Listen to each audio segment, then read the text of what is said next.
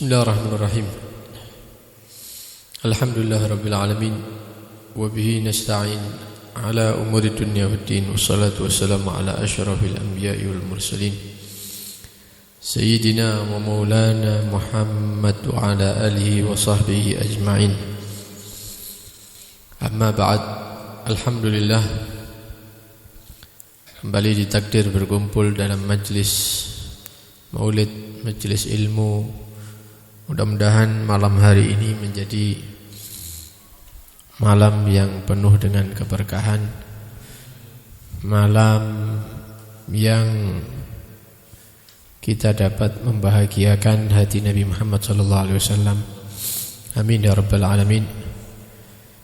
Ikhwani rahimakumullah, meneruskan pembacaan kitab An-Nasaih Diniyah karya Al-Imam Qutbid Da'wah wal Irsyad Habib Abdullah bin Alawi bin Muhammad Al-Haddad radhiyallahu anhu wa nafa'ana bihi wa bi ulumihi fid dharain amin.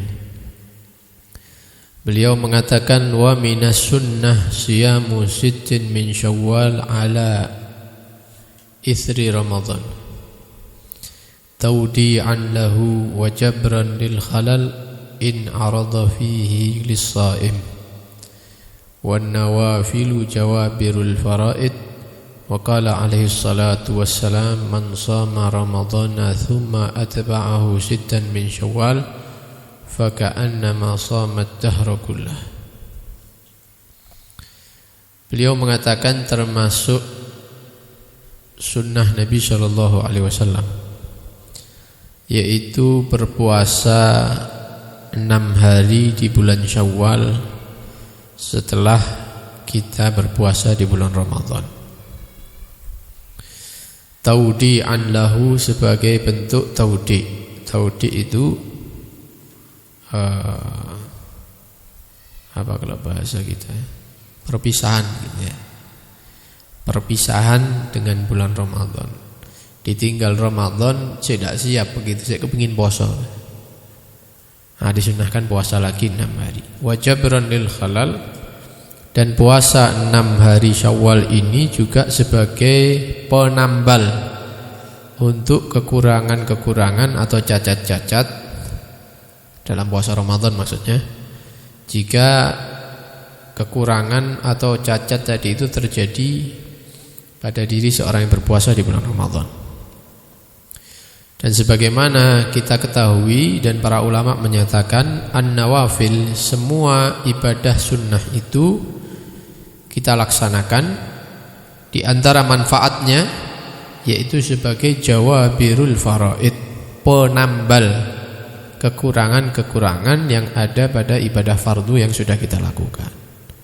Tapi sejenis, ya, tapi sejenis. Salat fardu sudah dilakukan 5 waktu. Ya, ada kemungkinan ada kekurangan-kekurangan di situ. Maka dianjurkan untuk sholat qobliyah, ba'diyah. Ini semuanya sebagai penambal. Lihat sing kurang-kurang dijupukna teko sholat sunnah ditempel begitu biar sempurna. Sudah puasa Ramadan 30 hari atau 29 hari, mungkin ada itu tidak poso loh, tidak poso godok ya. Poso, tapi mungkin dia terlalu banyak lihat TV misalnya, atau turut tok. Misalnya puasa-puasa yang tidak sempurna ya. Nah, kita disunahkan untuk puasa sunnah. Di antara yang disunahkan yaitu puasa 6 hari di bulan Syawal. Jadi kalau ono kurang-kurangi puasa Ramadan itu diambilkan dari puasa sunnah tersebut, ditempel biar sempurna itu puasa. Wa qala alaihi salatu wassalam, dan bersabda Nabi SAW, man shoma ramadhana, barang siapa yang berpuasa di bulan Ramadan, mudah-mudahan ketemu bulan Ramadan lagi insyaallah. Tsumma atba'ahu sittan min Syawal, setelah Ramadan selesai, Idul Fitri besoknya ya, atau hari selanjutnya dia berpuasa mengikuti itu puasa Ramadan dengan 6 hari bulan Syawal, di bulan Syawal puasa lagi maksudnya. Faka'annama shamat dahra kullah, maka seakan-akan dia berpuasa selama 1 tahun penuh. Karena al-hasanah bi asyri amsalihha. Satu kebaikan yang dilakukan oleh hamba itu balasannya 10 di sisi Allah. Itu minimal ya. Jadi kalau ada orang berpuasa 30 hari di bulan Ramadan, maka satu kali kebaikan yang dilakukan itu seperti 10 kali balasannya. 30 puasa berarti di sisi Allah minimal itu 300 hari puasa. Walaupun fadilahnya Ramadan lebih dari itu ya. Ini minimal. Kalau kita puasa 30 hari Ramadan berarti hitungannya di sisi Allah kita itu berpuasa 300 hari. Karena satu kebaikan dikali 10. Nek 30 dino berarti dikali 10. Ya. 300. Ditambahi 6 di bulan Syawal, maka 6 hari ini juga dikali 60 hari. 300 tambah 60, 360 hari. Ini persis seperti hitungan hari dalam setahun. Nah, itu minimal itu ya. Itu pahala minimal. Dan Allah ya lebih loman daripada itu. Apalagi puasa Ramadan ya, fadailnya banyak, keutamaannya banyak. Wa minal fadail, cuman puasa 6 Syawal ini yang paling afdol itu hari kedua langsung. Ya. Mari riyo itu kan tidak boleh puasa, haram dan tidak sah puasa di hari Idul Fitri itu tidak boleh. Besoknya puasa langsung hari kedua. 2 Syawal itu puasa. 2 Syawal satu kali ini sean. 3, 4, 5, 6, 7 sampai 7 Syawal. Itu paling sempurnanya, paling afdolnya itu. Mulai 2 Syawal sampai 7 Syawal. Tanggal 8 riyo maneh, mangkane diwara riyo kupat atau kupatan, riyo ketupat. Kenapa? Karena orang dulu puasa. Mari riyo poso meneng 6 dino. Tanggal 8 kupatan itu jenenge. Riyo sing keluru begitu, yang kedua. Nah, saiki kupatan itu tapi ndak poso. Tapi insya Allah masih ada yang puasa. Cuman dulu itu banyak. Sudah seperti kebiasaan begitu ya. Kenapa? Ya itu tadi, sik kangen ambil Ramadan. Masih kangen sama Ramadan, sudah ditinggal duluan sama Ramadan. Pin poso maneh. Ya itu tadi setelah Idul Fitri, besoknya langsung puasa tanggal 2 Syawal sampai 7 Syawal, 8-nya wis ndak poso maneh wis. Kupatan itu tadi. Dan ini cara yang paling afdol. Lu bagaimana kalau tidak langsung poso tidak apa-apa? Kapan bolehnya? Bebas, yang penting Syawalnya masih ada bulan Syawalnya. Oh, saya mau puasa tanggal 2-3 Syawal beb, akhir-akhir aja. Soalnya awal-awal itu ya enak-enaknya mangan lontong, mangan opor ayam, ya, mangan lontong riyo, ya sate gulai. Nek tak gawe poso rugi. Misalnya posoe kapan? Engko lek lontong entek akhir-akhir 23, 24, 25, 26, 27, 28. Boleh tidak apa-apa. Tapi yang paling afdol yang pertama tadi. Dan dianjurkan nyambung posoe. Ya, wis poso begitu. Kalau tidak bisa jadi bisa-bisa ya. Wis poso dino Kamis tok ya apa? Lek Kamis iku rada adem matahari bisa. Tidak apa-apa. Sing penting 6 hari puasa di bulan Syawal. Nah, wa minal fadail, dan termasuk fadilah-fadilah hari-hari yang ada keutamaan, yaitu shaum yaumi Arafah, puasa di hari Arafah. Tanggal 9 Dzulhijjah, 1 hari sebelum Idul Adha. Ya. 1 hari sebelum Idul Adha. Ini wis mari wingi ya, sudah kemarin. Wa huwa yaumul hajj, yang mana hari itu dikatakan yaumul hajj. Lho kok iso yaumul hajj? Karena ada keterangan yang menyatakan al-hajju Arafah. Intinya haji itu ya Arafah. Makanya aneh lek wong Indonesia mulai iku ya cerita-cerita haji begini. Ketika ditanya Arafah, kesel jadi nak melok wukuf. Ya apa ini? Ya apa wukuf di Arafah? Oh iya, Kalau wukuf itu saya pas malas, saya pas kesel-kesel deh. Terus ya di hotel. Tidak sah haji nih, intinya haji itu wukuf. Nah itu pentingnya manasik itu seperti itu, mengetahui ilmu haji sebelum berangkat. Jangan terima duit itu wong tidak diajari ya, diajari. Karena itu Yaum Arafah itu dikatakan Yaumul Hajj, karena inti daripada haji itu ya ketika wukuf di Arafah itu tanggal 9. At-Tasi' min Dzulhijjah, tanggal 9 Dzulhijjah. Wa qad warada anna shaumahu yukaffiru sanatain. Telah datang hadis yang menyatakan bahwa puasa di hari Arafah itu bisa melebur dosa 2 tahun. Ya, as-sanah allati qablahu was-sanah allati ba'dahu. Tahun yang lalu, artinya mulai Arafah tahun wingi sampai Arafah kemarin itu dosa-dosa kita diampuni oleh Allah Subhanahu wa taala. Tahun selanjutnya bukan berarti bebas maksiat, tapi artinya kita dijauhkan daripada maksiat. Nah, kalaupun kita bermaksiat, maka akan diberikan hidayah, kekuatan untuk tobat kembali kepada Allah Subhanahu wa ta'ala. Qala al-ulama, berkata para ulama, wa huwa afdalu yaumin yusamu fis sanah ba'da Ramadan. Para ulama mengatakan hari yang paling afdal setelah hari-hari Ramadan untuk dipuasai yaitu hari Ramadan nomor 1. Setelah itu hari Arafah yang paling afdal ketimbang yang lainnya. Tapi puasa Arafah ini tidak disunnahkan bagi orang yang sedang haji. Sunnah bagi yang tidak haji. Yang lagi haji di sana tidak sunnah. Kenapa alasannya? Lek poso lemes wong engko. Sedangkan orang-orang haji itu banyak ibadah-ibadah yang dianjurkan. Lek poso hari lemes males wis. Jadi kemang di hotel itu ya. Ini sore AC. Kenapa? Ya itu puasa alasannya. Karena itu tidak disunahkan bagi orang yang haji untuk puasa hari Arafah. Oh emang rek rukun udah haji ya bukan.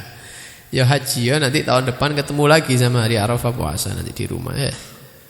Nah, wal qiyam bil manasik artinya banyak hal-hal yang dianjurkan oleh Allah kepada orang yang haji, maka ditinggalkan itu puasa Arafah. Kecuali bagi orang-orang yang mampu menggabung. Ya, kuat aku poso ambek nglakoni manasike kuat. Kemudian wukuf di Arafah juga kuat, tidak semaput. Ya, memperbanyak doa, lek poso tambah semangat ya tidak apa-apa untuk dia. Yang secara umum tidak disunahkan. Wa shaumu Asyura, juga dianjurkan, disunnahkan kita untuk berpuasa di hari Asyura. Wa huwal 'ashir minal Muharram, yaitu tanggal 10 Muharram. Datang keterangan hadis bahwa barang siapa berpuasa di hari Asyura maka melebur dosa 1 tahun. Kalau Arafah tadi 2 tahun. Kalau Asyura 1 tahun yang telah berlalu.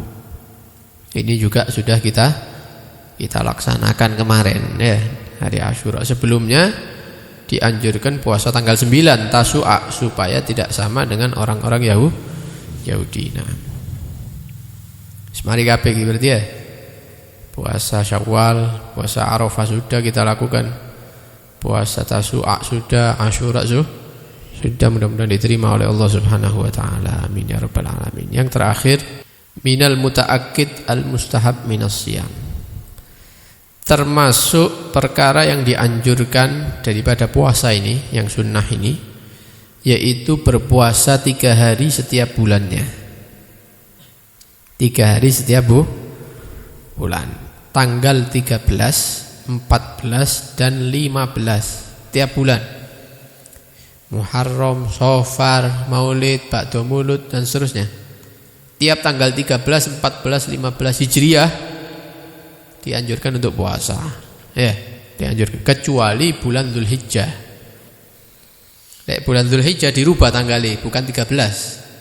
13-nya diganti 16. Kenapa? Karena 13 itu termasuk ayyamut tasyrik yang haram dipuasai. Ayyamut tasyrik itu 3 hari, 11, 12, 13